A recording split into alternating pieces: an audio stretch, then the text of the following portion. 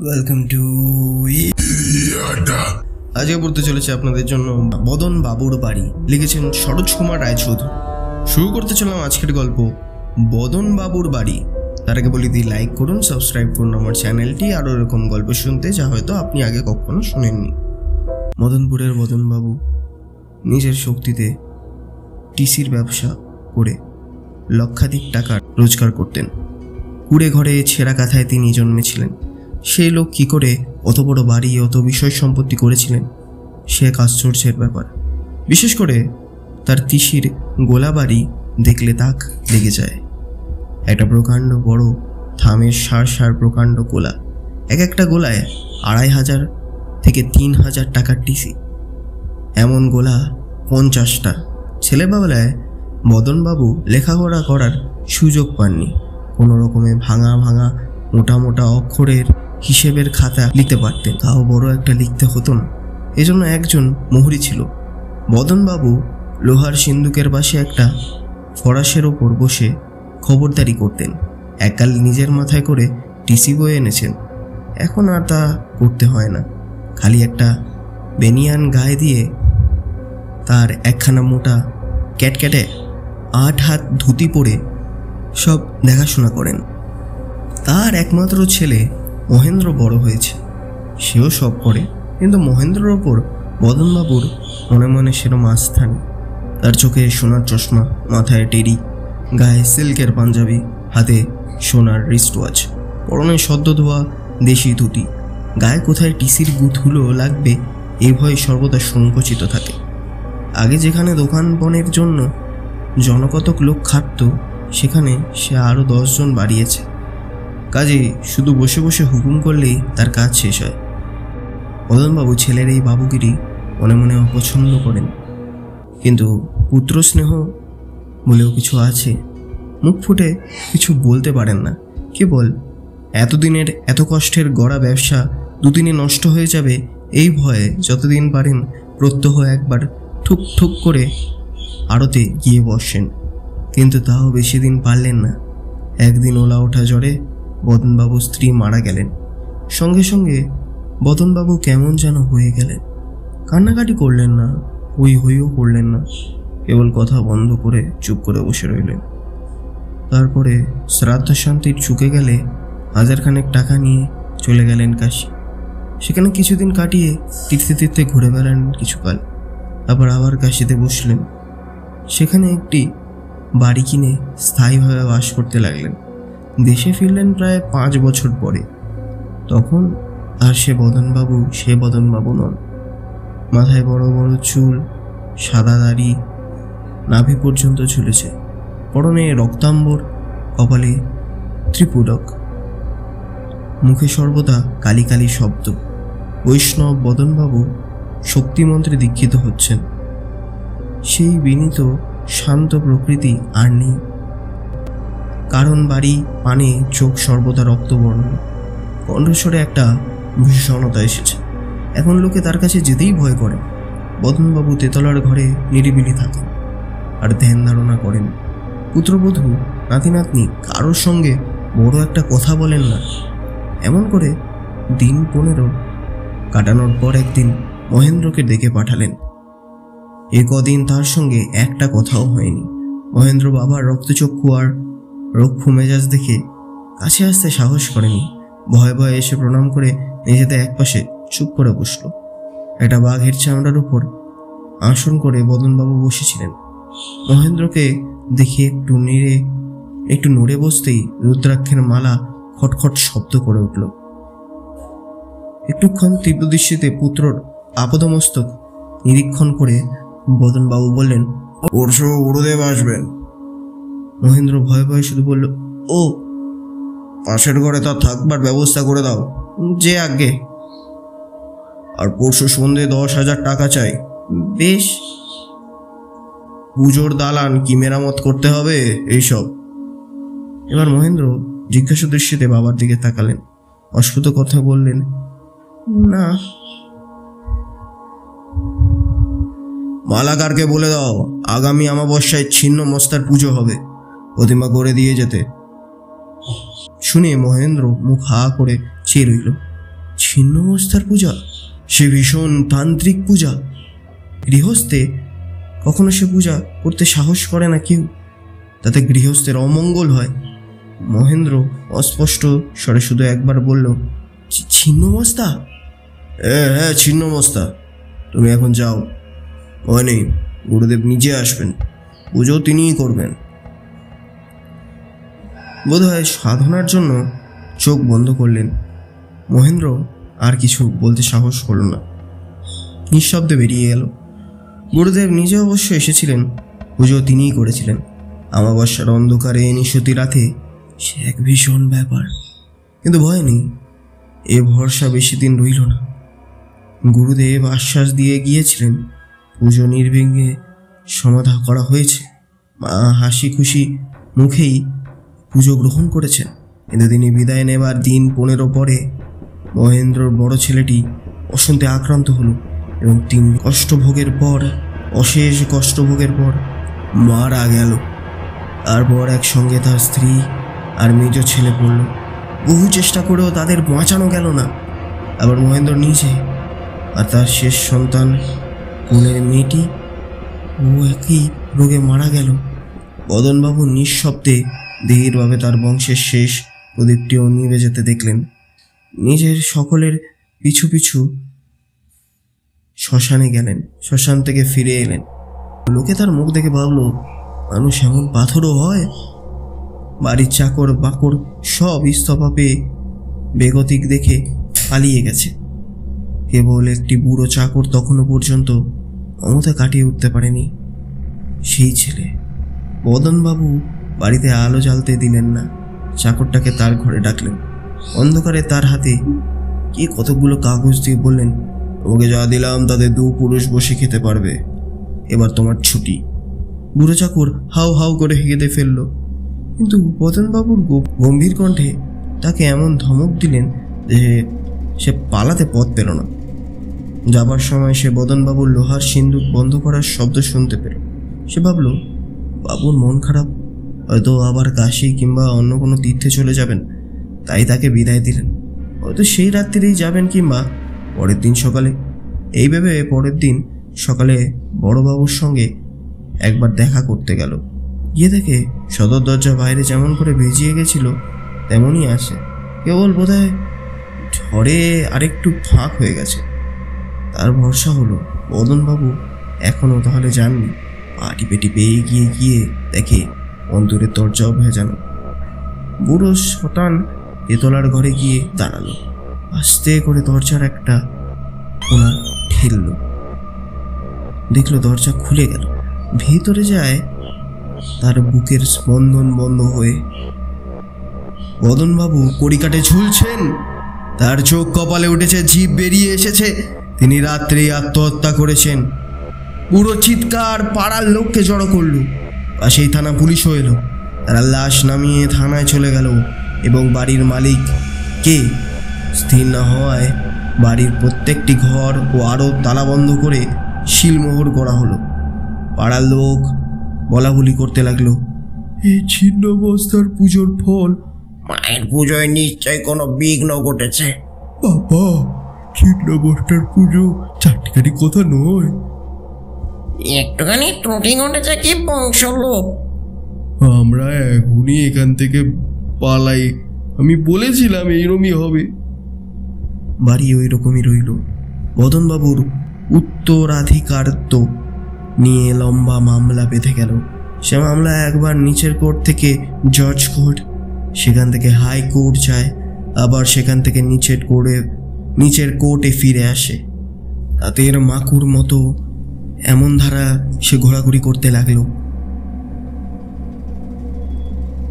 ইতি অবসরে একটা ঘটনা ঘটল। বাড়ির ওপর পাড়ার গুটুকয়েক বিখ্যাত চোরের চোখ পড়ল। বদনবাবুর ধনশালিতা কারোর অজানা নয়। তার টাকার প্রতিপত্তি পয়সা লোহার সিন্দুকে থাকতো, মফস্বলের ব্যাংকে থাকতো না। তারই খোঁজ সবাই রেখেছে। তার থেকেই 1000-2 টাকা পুরো চাকরটা পেয়ে গেছে। বাকি ওরা পেলে আর ভবিষ্যতের ভাবনা কয়েক পুরুষের মধ্যে ভাবতে হবে না। এই না ভেবে একদিন রাত্রে 6 জন চোর বদনবাবুর বাড়ি হানা দিল। 2 জন রইল বাইরে খাটি আগলে, আর 4 জন পাঁচিল টপকে ভিতরে গেল। হয়তো কিছু নেই ভিতরে, জনমানবের চিহ্ন নেই। এ ঘরে লোহার সিন্দুক, সে ঘর চোরেদের বিশেষ জানা, কিন্তু সে ঘরে ঢোকা যায় কি করে? পুলিশ এসে সব ঘর দরজা শিলমোহর দিয়ে আটকে দিয়েছে। কি উপায় করা যায় এই ভেবে একজন অন্ধকারে দরজায় হাত বুলিয়ে দেখতে লাগলো। হঠাৎ কি আশ্চর্য, দরজা গেল খুলে। রোক রোক! 2 জন তাড়াতাড়ি ঘরের মধ্যে ঢুকে গেল, আর 2 জন ছুটল পাশের ঘরে, যে ঘরে মহেন্দ্র থাকতো। সে ঘরে আছে মহেন্দ্র স্ত্রীর রাশি রাশি গয়না। সে ঘরেও ঠিক তাই হলো। হাত দেওয়া মাত্র দ্বার খুলে গেল। 2 জনে ঢুকলো তার মধ্যে। ঘরের মধ্যে ঢুকে ওরা মোমবাতি জ্বালালো। আছে কেউ দেখতে পায় বলে এতক্ষণ আলো জ্বালাতে সাহস করেনি। বন্ধ ঘরে কোনো ভয় নেই। লোহার সিন্দুক হাতে দিতে সিন্দুক খুলে গেল। ও ঘরেও তাই। এ ঘরে লোহার সিন্দুকে টাকা, আদুলি, সিকি, দোয়ানি, আনি, পয়সা, আদলা ধরে ধরে সাজানো। একদিকে থাকে নোট। ও ঘরে রাশি রাশি সোনা আর জড়োয়ার গহেনা। যেন অনেক দিন পরে বাতির আলো দেখে হেসে উঠল। চোরদের সে দৃশ্য দেখে আর চোখের পলক পড়ে না। তারা 2 হাতে যা উঠে তুলল, আর আঁচল বোঝাই করে ভারে আঁচল ছিঁড়ে যেতে লাগলো আর কি। অনেকক্ষণ পরে তারা কাজ ছেড়ে যখন পার হতে যাবে, দেখে দরজা বন্ধ। আশ্চর্য! ওরা ওদিকে টানে, ওদিকে টানে, এদিকে টানে, প্রাণপণে টানে, কিছুতেই কিছু হয় না। দরজা কিছুতেই খোলে না। এদিকে বাইরে যারা ঘাঁটি আগলে আছে তারা আক্ষেপ করছে, অপেক্ষা করতেই লাগছে। তারা অপেক্ষা করছে তো করছেই, সঙ্গীরা আর কিছুতেই ফেরে না। 1টা বাজে, 2টো বাজে, 3টে বাজে। পাখিরা একাত্তা ঘুম ভেঙে হঠাৎ দিকে ওঠে।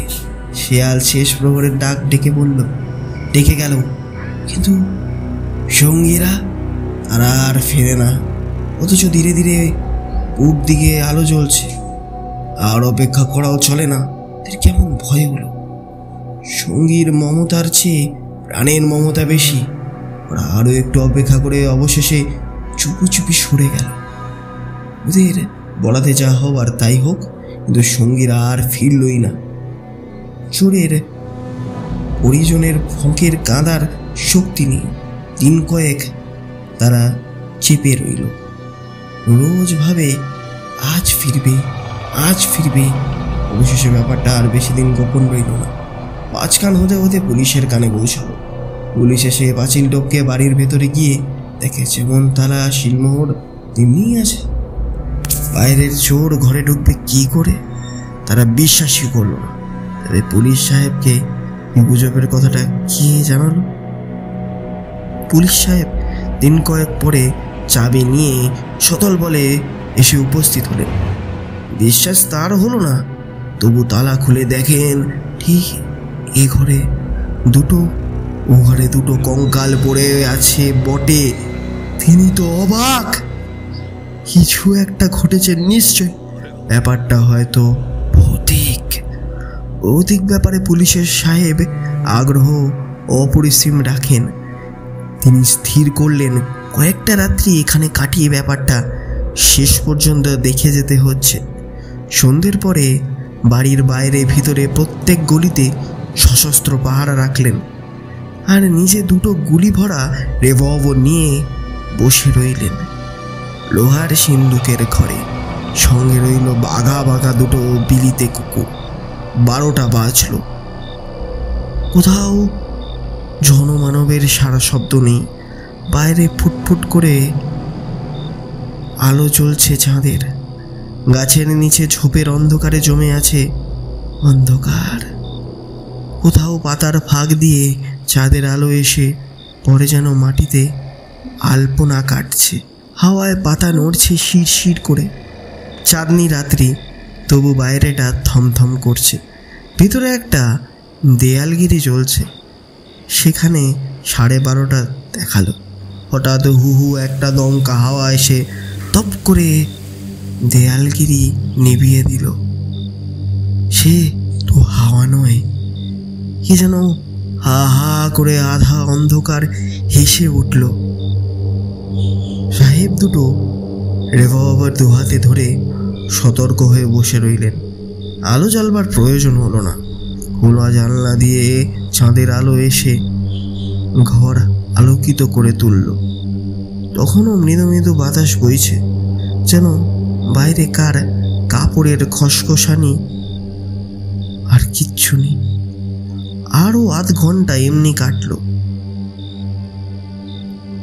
হঠাৎ ঘরের যে প্রান্তে সাহেব রিভলভার নিয়ে বসেছিলেন, তার উপর প্রান্তে বারান্দার দিকের জানলাটা খড়খড় করে নড়ে উঠল। দুটো কুকুরি কান খাড়া করে তাকিয়ে রইল সেদিকে এবং ঘেউ ঘেউ করে উঠল। সঙ্গে সঙ্গে একটি শুভ্র বসনাবৃত্ত মূর্তি ওই জানলার গড়াদের ফাঁক দিয়ে ঘরের মধ্যে প্রবেশ করলো। সাহেব গুলি চললেন, কুকুর দুটো তেড়ে গেল। মূর্তি অন্য জানলার ফাঁক দিয়ে নির্বিঘ্নে বেরিয়ে গেল। তার পিছু একটা কুকুরও তার সঙ্গে সঙ্গে পিছু জানলার গড়াদের ফাঁক দিয়ে কোথায় অদৃশ্য হয়ে গেল। অথচ গড়াদের ফাঁক 3 আঙ্গুলের চেয়ে বেশি নয়। তার মধ্যে অত বড় কুকুরটা যে কি করে অনায়াসে গলে যেতে পারে তা মানুষের কল্পনার অতীত। সাহেবের কপাল তখন বিন্দু বিন্দু ঘামে ভরে গেছে, কণ্ঠ শুকনো। সাহেব বোতল থেকে মদ ঢেলে এক নিঃশ্বাসে ঢক ঢক করে সবটা খেয়ে ফেললেন। আর তার সঙ্গের কুকুরটির আর্তনাদ ঘরে যেন ফিরে যাওয়ার উপক্রম করলো। অথচ আশ্চর্য এই যে এত কাণ্ডেও বাইরের সশস্ত্র সিপাহীদের কেউ এসে জুটল না। তাদের যেন এই শব্দ কানেই পৌঁছায়নি। সাহেব আবার স্থির হয়ে বসলেন। এবার যেন লক্ষ্যভ্রষ্ট না হয়ে দেয়াল গড়িয়ে জ্বালালেন।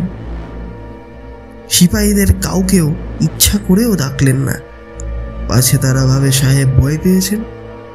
আর কোনো সারা শব্দ পাওয়া গেল না। আধ ঘন্টার ওপর কেটে গেল।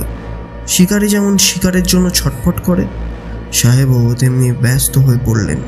অবশেষে হতাশ হয়ে রিভলভার নামিয়ে বোতল বের করে আরেকটু মদ ঢেলে খেতে লাগলেন। এমন সময় জানলাটা আবার খড়খড় করে উঠল। সাহেব তাড়াতাড়ি বোতল নামিয়ে রিভলভার তুলে নিলেন। কে যেন হুড়মুড় করে আলোর উপর আলো নিভিয়ে দিয়ে গেল।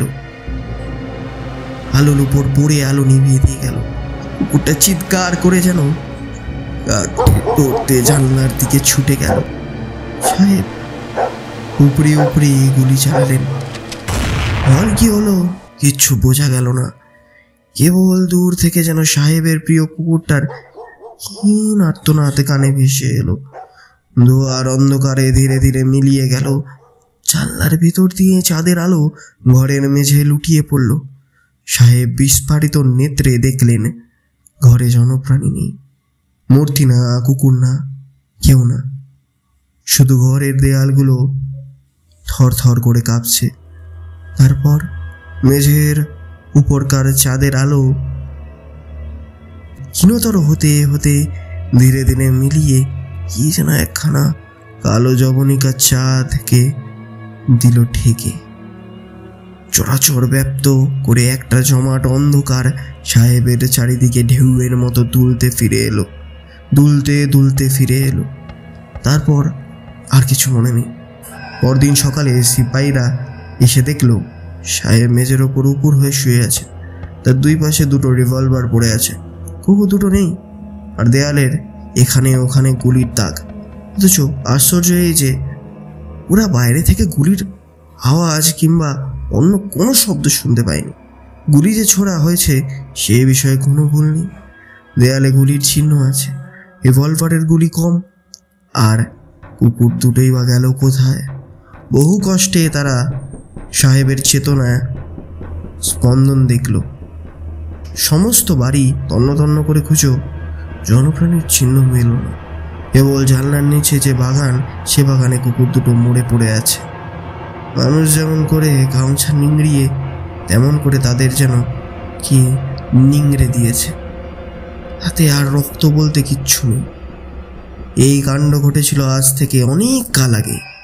এই কাণ্ডের কর্তা কি করেই বা ঘটল, তার অর্থ আজ পর্যন্ত খুঁজে পাওয়া যায়নি। লোকে ভৌতিক বলে, এক কথায় এর মীমাংসা করে দিয়েছে, কিন্তু যারা বিশ্বাস করে না তারা কি করে এ সমস্যার সমাধান করবে জানি না। বদনবাবুর বাড়ি আজ শ্রীহীন, ভগ্নদশা। তার দেওয়ালে ভেঙে পড়েছে, কড়িকাঠে খসে ঝুলছে, স্থানে স্থানে ইটের স্তূপ রয়েছে, মাঝে মাঝে আগাছার জঙ্গল। যারা এই বাড়ির উত্তরাধিকারিত্ব নিয়ে মামলা করেছিল, সাহেবের কাণ্ডর পর তারা আর কেউ সম্পত্তির মালিক হতে রাজি হয়নি। এবারে যেমন বেওয়ালিশ অবস্থায় পড়ে সেরমই পড়ে রইল। সন্ধ্যার পর আর কেউ বাড়ির ধারে কাছে যায় না, বাড়ির একখানা ইট কেউ ছোঁয় না। এখন অবশ্য আর কিছু দেখা যায় না, কিন্তু কেউ কেউ বলেন অমাবস্যার নিশতি রাতে বাড়ির চারিদিকে কে কেঁদে কেঁদে বেড়ায়, কে কাঁদে কেউ জানে না। আমার একটাই প্রশ্ন রয়ে গেল পুরো গল্পটা পড়ে, কেন ছিন্নমস্তার পুজো করা হলো এবং উনি নিজের বংশকে কেন শেষ করে? উনি কি কোনো রকম সিদ্ধি করতে চেয়েছিল? এই বদনবাবু নামটা কেমন একটু, কিন্তু শেষের দিকে খুবই ভয়ঙ্কর হয়ে গেছিল ব্যাপারটা। কিন্তু কারণটা কি? নাকি ছিন্নমস্তা নিজেই ওখানে প্রস্থান করছেন? আমি বুঝতে পারলাম না। ওপেন এন্ডিং রেখেছে হয়তো গল্পটা এই কারণে। যাই হোক, আপনাদের ডিস্টার্ব করবো না। লাইক করুন, শেয়ার করুন, সাবস্ক্রাইব করুন আমার চ্যানেলটি আরও এরকম অচেনা গল্প শুনতে। আমরা 1000 সাবস্ক্রাইবার দিকে এগিয়ে যাচ্ছি, তাই প্লিজ লাইক করুন এবং সাবস্ক্রাইব করুন। Thank you.